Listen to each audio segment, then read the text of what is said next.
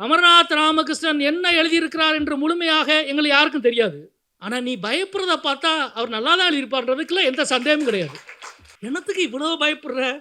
அந்த அகழாய்வுக்கு ஒன்றிய அரசு ஒதுக்கிய நிதி எவ்வளோ தெரியுமா? வெறும் 1 கோடி தான். முதல் வருஷம் 42 லட்சம், அடுத்த வருஷம் 48 லட்சம்.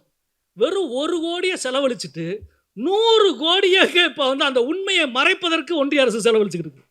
என்ன பதட்டம்! ஒன்றிய கலாச்சாரத்துறை அமைச்சர் கூடுதல் அறிவியல் ஆதாரம் வேண்டும் என்று கேட்பது ஒரு வாய்ப்பு. இந்த வாய்ப்பை பயன்படுத்தி தமிழ்நாட்டுக்கு மட்டுமல்ல, இந்தியாவுக்கு மட்டுமல்ல, உலக அளவில் வரலாற்றாளர்களுக்கு மத்தியிலான ஒரு விவாதத்தை கொண்டு செலுத்துகிற திறன் எங்களிடம் இருக்கிறது. கூடுதல் அறிவியல் ஆதாரம் வேணும்னு கேட்ட நீ யாருன்றத உலகத்துக்கே தெரியும் இல்லையா? பண்டைய இந்தியாவில் பிரம்மாஸ்திரம் இருந்துச்சு, தொழில்நுட்பம் இணைய வசதி இருந்துச்சு, அல்லது மரபணுவியல் அறிவியல் இருந்தது என்று சொன்ன இந்த கூட்டம், இதற்கு எதிராக நாங்கள் பழம்பெருமையை பேசலை. நாங்கள் வெறும் வாய்ச்சவடாலில் நின்று கொண்டு பேசுகிற ஒரு பழமைவாதத்தை பேசலை. நாங்கள் பேசுவது எங்கள் அறிவு மரபை பற்றி பேசுகிறோம்.